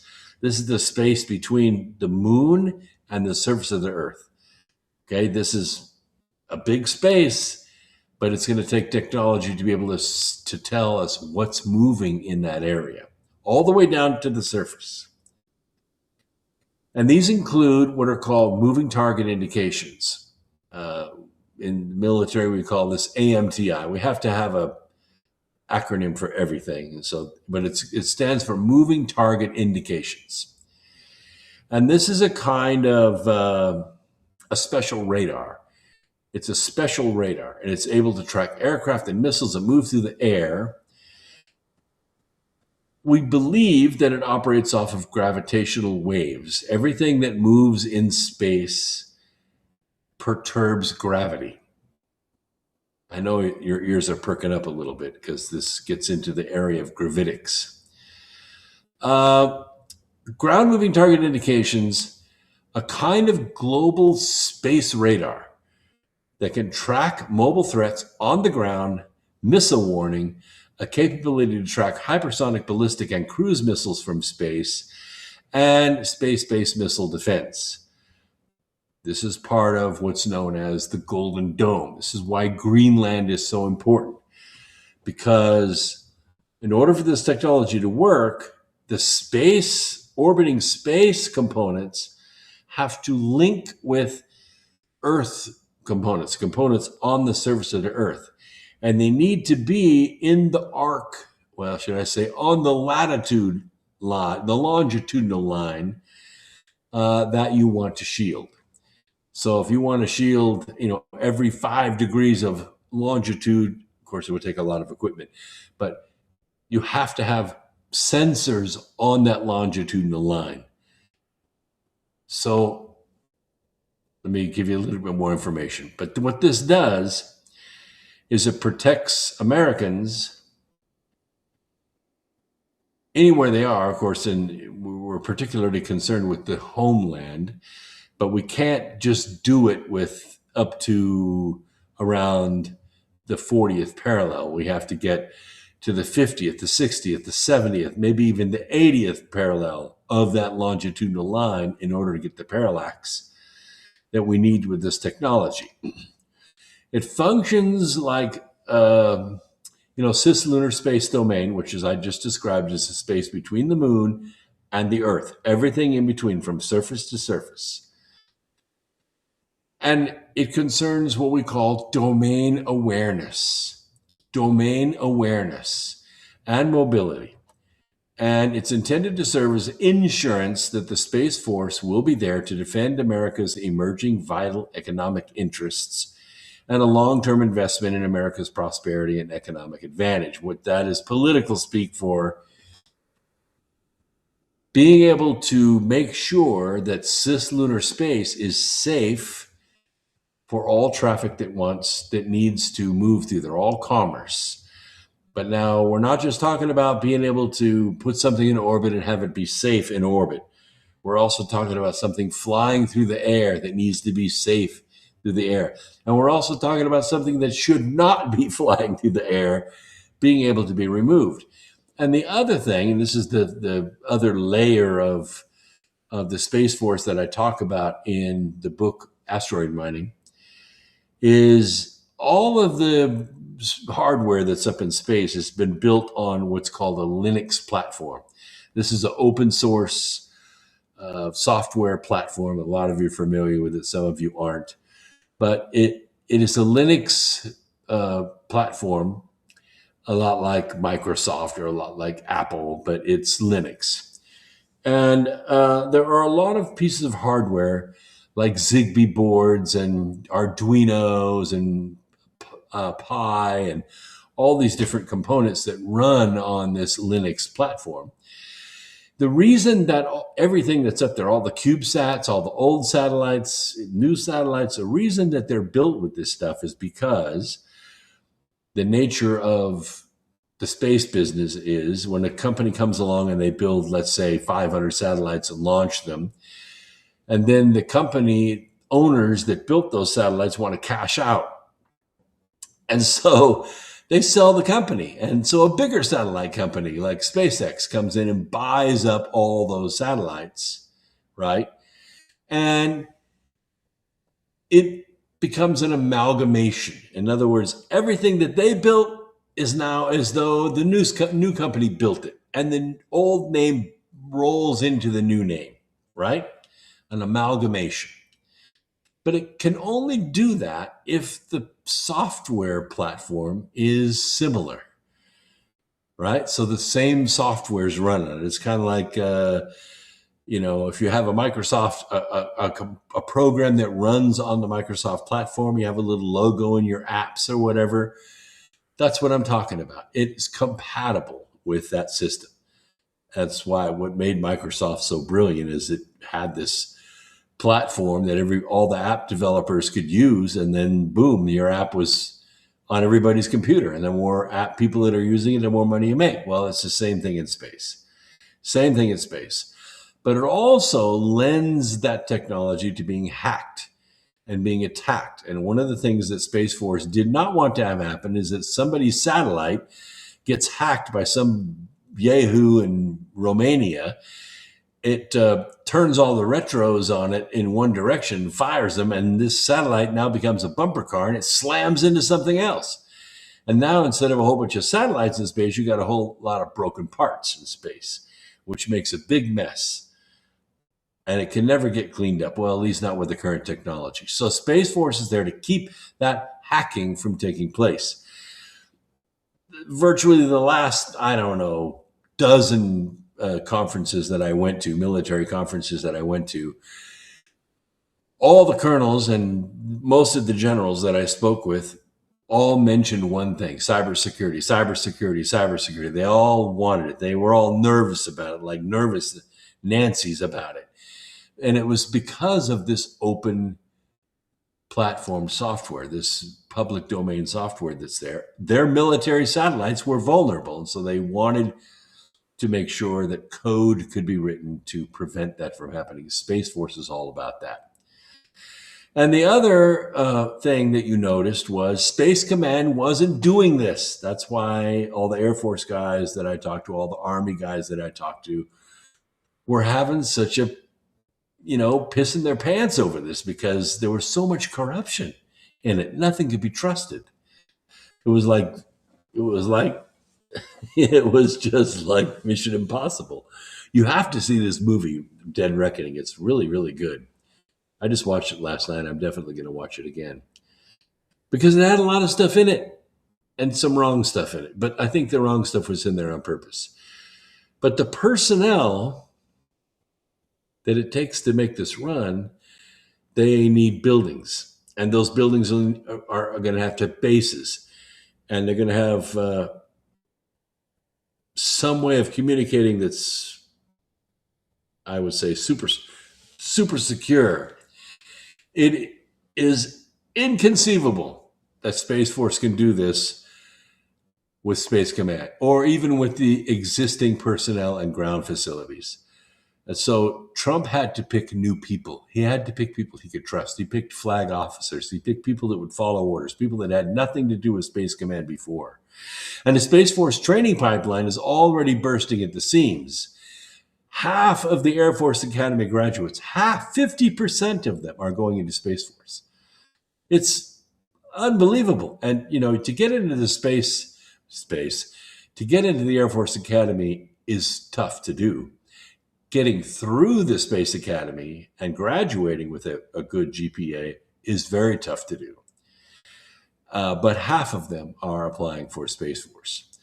Congress has bought the systems, but the systems alone do not equal a capability. Those systems will not work without the military personnel, trustworthy military personnel, and military construction on the ground to operate them. and the training infrastructure and pipeline that will get them ready. And I would say also, it won't work without the personnel in space. Yes, personnel in space, patrolling space. Space Force is a very tiny service right now. It's about to double its mission, set with a host of new constellations, and expand its mission impact in nearly incalculable ways. The White House's recent executive order on space superiority is asking even more of the Space Force to develop capabilities for cislunar space, space nuclear power, and propulsion. I talk about that a lot in the book, Asteroid Mining, The Future of Energy, Fusion Rocketry. That's why we're going to the moon. That's why we're going to have a colony on the moon before anything. And I will tell you, I went on Coast to Coast a couple of weeks ago. Some of you heard that interview. And one of the things I said on there, because I was asked about it, was Artemis 3, which is the mission after the one that's going to take place on April Fool's Day. And I said, basically, Artemis 3 can't happen. Artemis 3 cannot happen. We have not practiced any of what they want to try on Artemis 3, and it needs to be practiced. We need to practice it in low Earth orbit. We need to take a Starship and launch it to the moon and land it on the moon, take it off from the moon and bring it back to Earth and land it on the Earth. And we need to do it like 3 or 4 times in a row without a mistake to be sure that we can do it. Seriously, dead serious about that. And I said that. And I said, if anybody's listening out there in NASA or at Washington, listening to tonight's Coast to Coast broadcast, you need to cancel. You need to cancel Artemis 3. It is not going to work unless you do these things.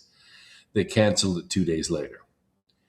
They canceled it 2 days after I said that on Coast to Coast. Somebody was listening. The infrastructure creates opportunity. And that opportunity is happening big time in Huntsville, Alabama, in Alaska, in Arizona, California, Florida, Georgia. It's happening everywhere. And they're coming. The people are coming. They all face potential losses due to the Air Force modernization and the retirement of aircraft. All of them. A lot of this aircraft's old. B-52s are old. The A-10 Warthogs are old. They're loved. People love them. They work. They work. But there's better stuff now. Way better stuff. And this creates opportunity to create Space Force units and an opportunity for states that want to spend on infrastructure to attract long-term job growth. Space ports in their states. The Space Force might currently be lean, but it's not going to be shy, I promise you that, about growing capabilities so vital to the nation and its joint force. And once you see what we're going to build in Greenland, now this isn't going to be along the highways and byways, like there are not very many of them in Greenland, let me tell you. And there are around the coast. You can skitter around there in some four-wheel drives and maybe snowmobiles and dog sleds. But you can't the inner areas. It's too rocky and mountainous and snowy, and we don't have any roads. Everything that is built there is going to be accessible by air only. By air only. It's the only way in or out. And you're going to be amazed at what we build in Greenland. Congress has already bought the systems. Now it's got to fund the people. It's got to fund the infrastructure. It has to build a training pipeline because these people have to learn stuff they're not teaching you in middle school today. And that's about the age they have to start. Because the skill sets that need to be built in order to be useful in space and between the Earth and the moon are brand new skill sets. And I'll tell you, you don't start learning them at age 24 when you graduate college. I'm sorry, you just can't. You have to start at 12 or 13 or 14 years old. It's a new balance. It's a new balance altogether. All right, people have asked me, what's the end game, Brooks? You're so good at looking at the future and telling us what's going to happen.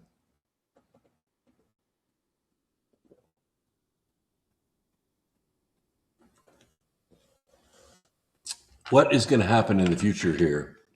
What is Well, the big question everybody asks me is, what does victory look like? We look at our country 20 years ago.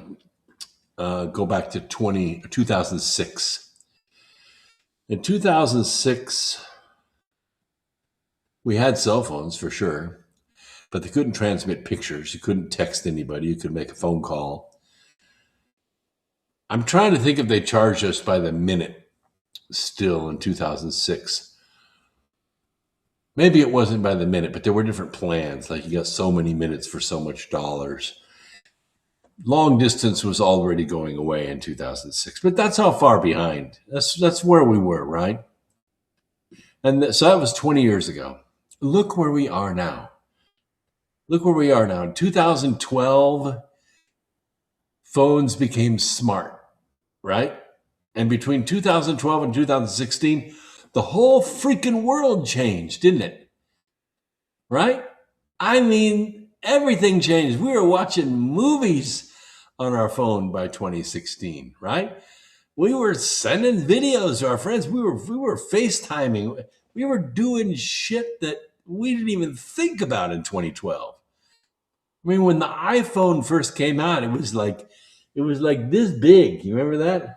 It was like that big, and it was all delicate and stuff, and it wouldn't last very long on a charge, and it wasn't waterproof, and didn't have any of the features it has today. Almost none. I know. I had a BlackBerry, Mark Ovsepian. I had a BlackBerry too, but I thought I was uptown. I was in a meeting. It wasn't in Hollywood, but it was with a Hollywood producer. And we were supposed to have this very productive meeting about what project I was talking about back then. And the producer, the lady that ran the production company, her BlackBerry crashed. Her BlackBerry crashed while we were there at the meeting. And she lost her mind. Her whole life was in that BlackBerry. Oh, there was no cloud. There wasn't any of that shit. It was just local, on the phone. And if the phone crashed, you were done, baby. That's where we were. Look where we are now. Look where we are now. So to be able to look to the future and say, what's warfare going to be like? How do we win against the bad guys, right?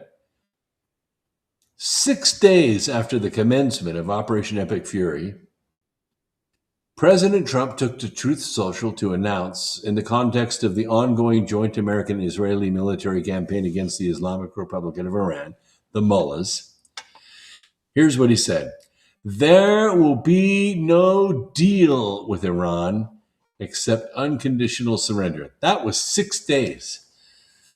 Could you imagine Eisenhower saying something like that in 1939, 1940? No, they didn't know what they were doing. They didn't know where they were going. The president seemed to equate such unconditional surrender with the selection of a great and acceptable leader to lead Iran, which would enable the country to come back from the brink of destruction and emerge stronger than ever. You'll notice in attacking Iran, we haven't attacked bridges. We haven't attacked power stations or dams or water supplies or radio stations. We haven't attacked any of that stuff.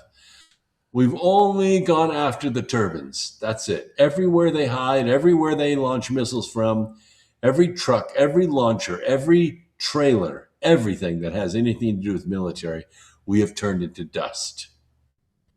And 3 days after announcing unconditional surrender as the goal, he spoke on March 9th in Doral, Florida, proclaiming that the end of the war will happen very soon. One might be forgiven for experiencing some whiplash, especially because earlier that same day, Trump told Fox News he was not happy with Iran's naming of a new supreme leader, Mojtaba.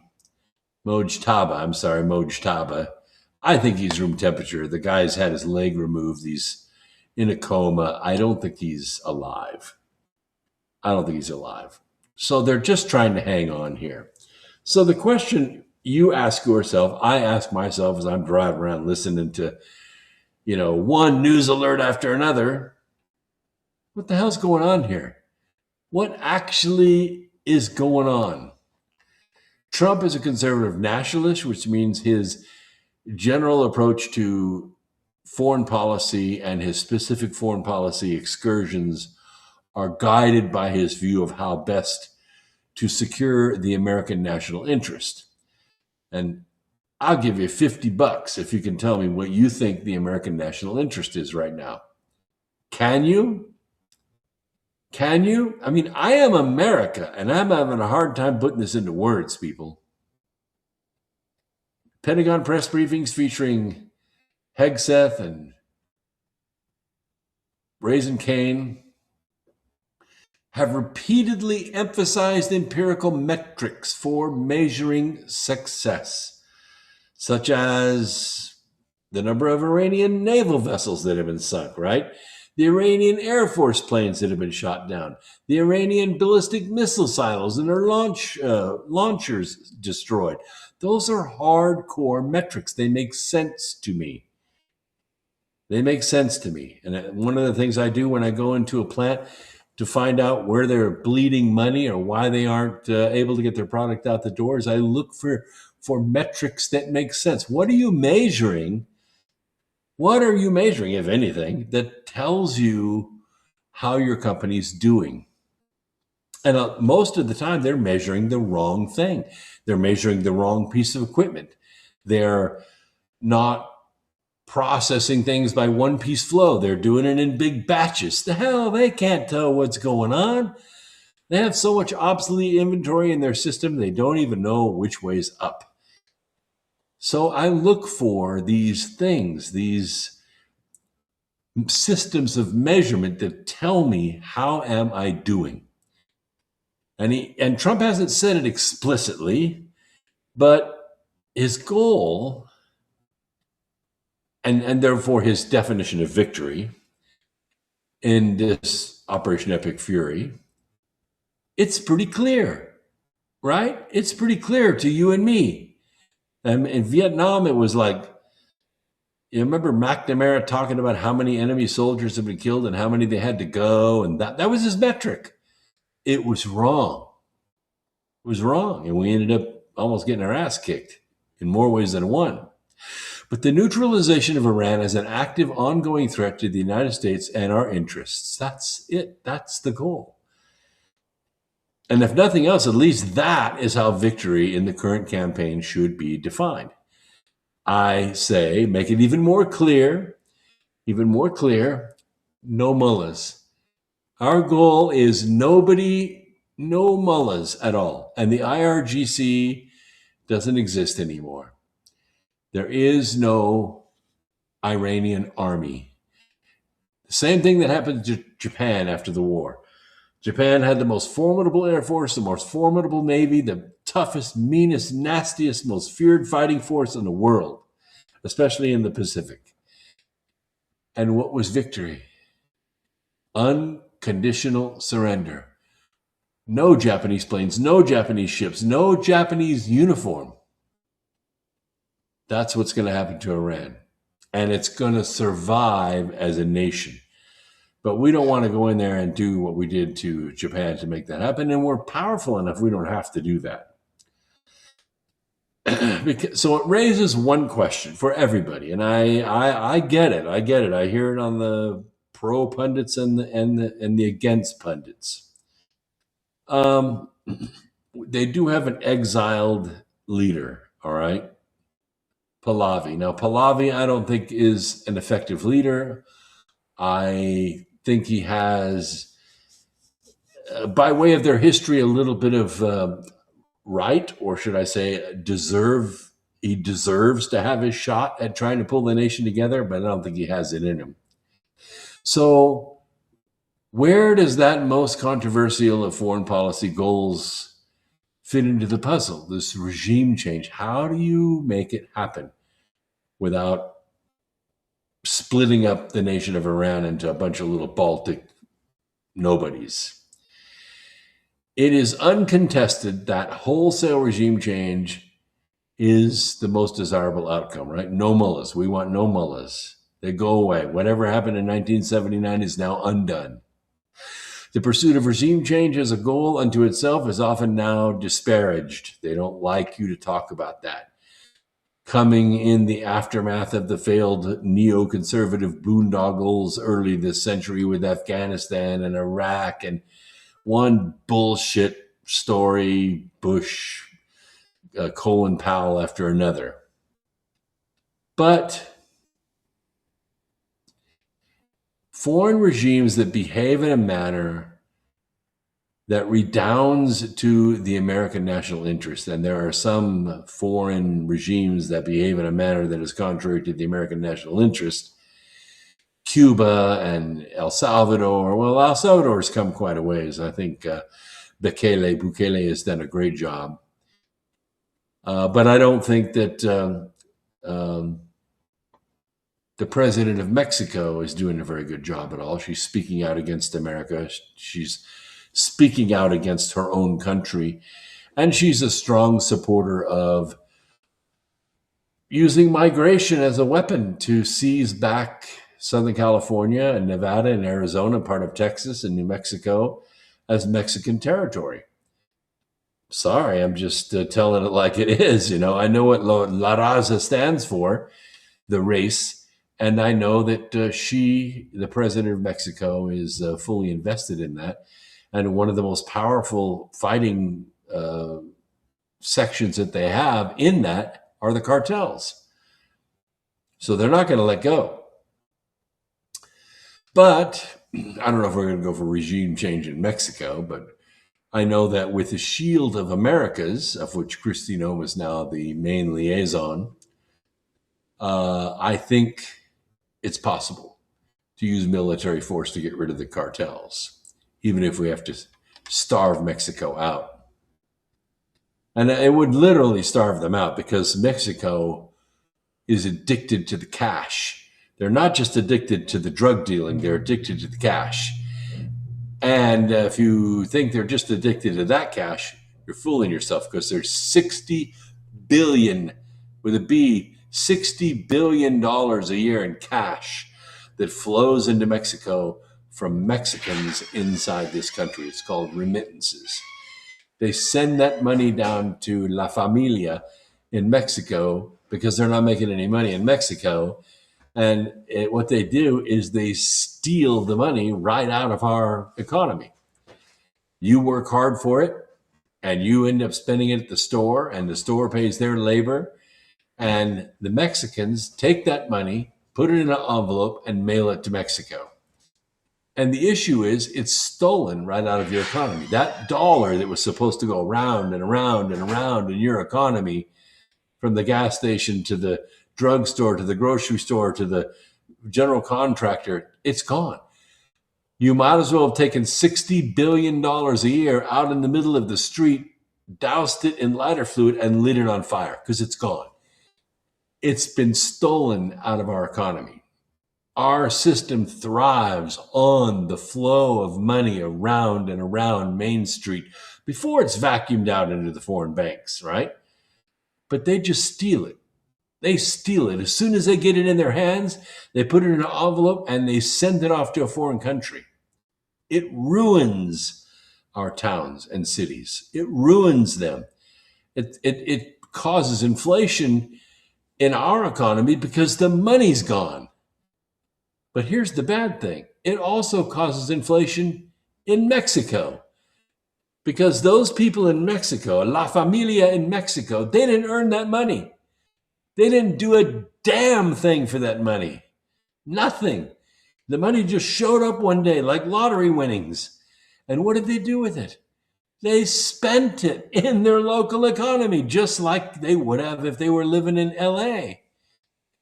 And what does it do? It creates 2,000, 3,000, 4,000% inflation, because now you've exploded the money supply, but you've also addicted the community to the money. And that's what's killing Mexico right now.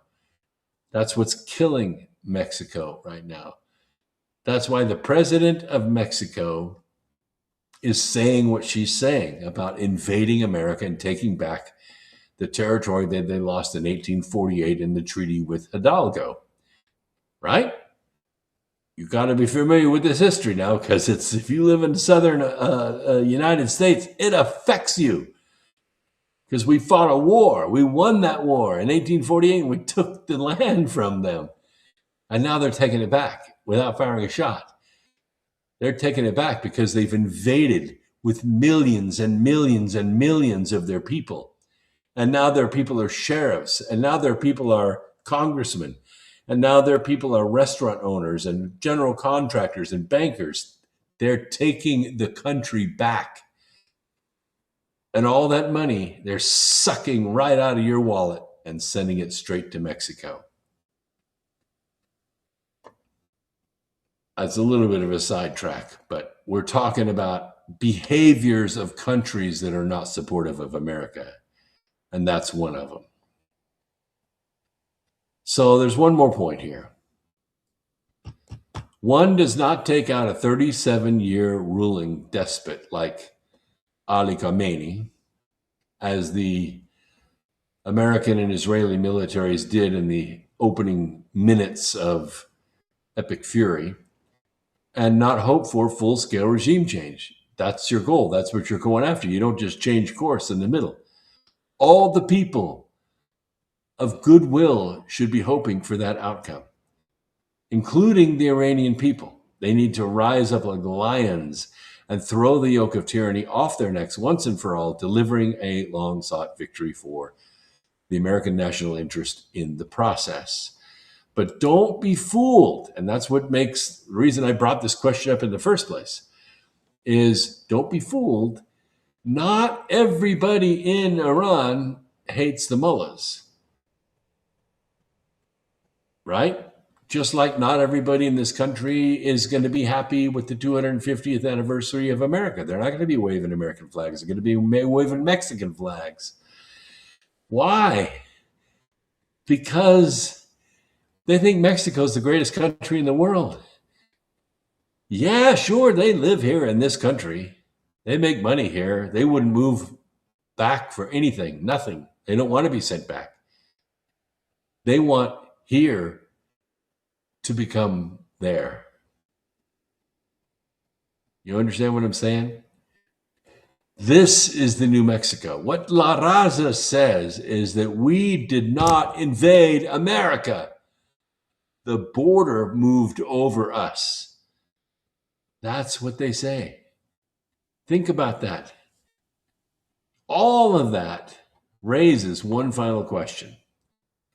Is victory possible in Operation Epic Fury? If there are people in Iran who are as addicted to the cash of the mullahs and their way of life, addicted to their 72 versions, beating women and raping little boys, if they're addicted to that, what makes you think they're going to support the women of Persia rising up and taking back the nation? They're not. The same as the Mexicans that are here in this country who believe that this country belongs to them. I mean, in theory, it makes sense, but Venezuela provides a model, but in practice, the answer is not that clear. Unless we really get aggressive with our deportation policies, it's not going to work as cleanly as you think it's going to work. And the same thing in Iran. You can't just take all the people, because Iran is a very cosmopolitan country. It's Zoroastrians, it's Christians, it's Arabs, some Arabs, it's Persians, Kurds. It's a lot of different peoples that live in Iran. And not everybody hated the mullahs. Not everybody was out there in the streets protesting. There had to be somebody doing the shooting, right? There had to be somebody beating those women in the streets for not covering their hair. It had to be somebody pushing that Sharia bullshit. It's not going to be that easy. Like Delcy Rodriguez, the current leader in Venezuela, she is a hardened Marxist-Leninist in the mold of her two immediate predecessors, Hugo Chavez and Nicolas Maduro. But Ms. Rodriguez, has been fully cooperative with the United States since the astonishing January operation to extract Maduro, because she's scared shitless. She remains in power, yes, but only on one condition, right? The offer presented by President Trump and Secretary of State Marco Rubio is to borrow from Vito Corleone and The Godfather. She got a deal she can't refuse. Accordingly, Ms. Rodriguez has thus far been fully cooperative. Well, I would say cooperative, not fully cooperative. In your face cooperative. In areas such as American oil extraction and the reestablishment of diplomatic relations within the United States. But in theory, a similar arrangement is possible with a decimated, chastened regime in Tehran. These two things blend together so well. And some experts predict that such an arrangement will characterize the regime in Iran a year or two from now. In practice, however, there is the ever thorny problem that has frustrated and perplexed Westerners for decades when they attempt to reason with a zealous Islamist. 72 virgins in heaven is a hard thing to argue with, even if I think the virgins are donkeys. You and I know that's ridiculous. For one thing, it's horrendously degrading to women to think that there are 72 women that never had a man that are somehow beautiful, and they're just sitting in heaven waiting for one of these bastards to come so they can just shower him with all of their sexual fantasies. You see how stupid that is? You see how insane that is? But that is their belief. And it's hard to get in between that, you know? The cleanest solution to the Iran quagmire at this juncture, and the one that most clearly fulfills this unconditional surrender thing that we're talking about, is the full-scale regime change. It has to happen. It has to happen. And the Quran needs to be removed from government in Iran. Ooh, what a terrible thing to say. No, I'm telling you outright, baby. Either that or you can nuke Mecca. I'm just saying. I'm far from certain it's going to happen. Absolutely. You can call for unconditional surrender, but who's going to give up 72 virgins, right? Every alternative scenario only raises additional questions. So, like many others, pray that the Iranian people will seize this moment in history and take their destiny into their own hands and kick the mullahs out and forbid the distribution of the Quran, tear down all the mosques, because that's the core, that's the root of all evil in their country. Tear down the mosques, and then you tear down the ability for them to organize in secret their ability to oppress all the rest of the people in Iran. Tearing down the mosques is the equivalent of tearing down the cartels. The cartels are where all the evil, all the money, all the drugs, all the sex trafficking, all the guns, all the murder and rape, that's where it all centers, is in the cartels. And it's where it all centers in the mosques. So make it happen and you have peace. Yeah, blue-haired cat ladies, I like it. All right, let's see here.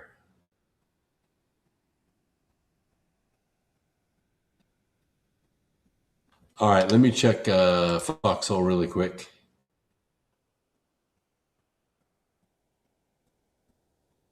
Well, you're very welcome, Possum. And Willie Fix-It, good to see you out there. All right.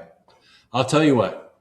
Let's call it a day. It's a beautiful Sabbath. It's raining here right now, but that's good because I just planted 8 trees.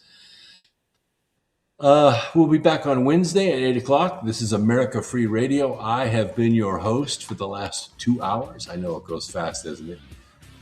I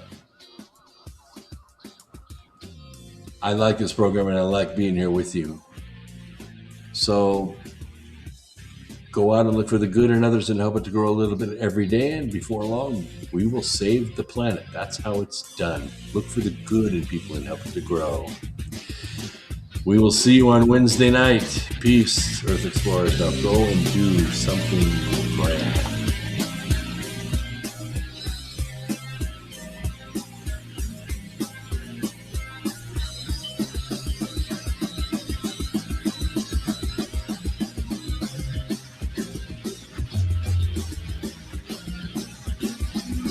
Thank you for listening to Revolution Radio.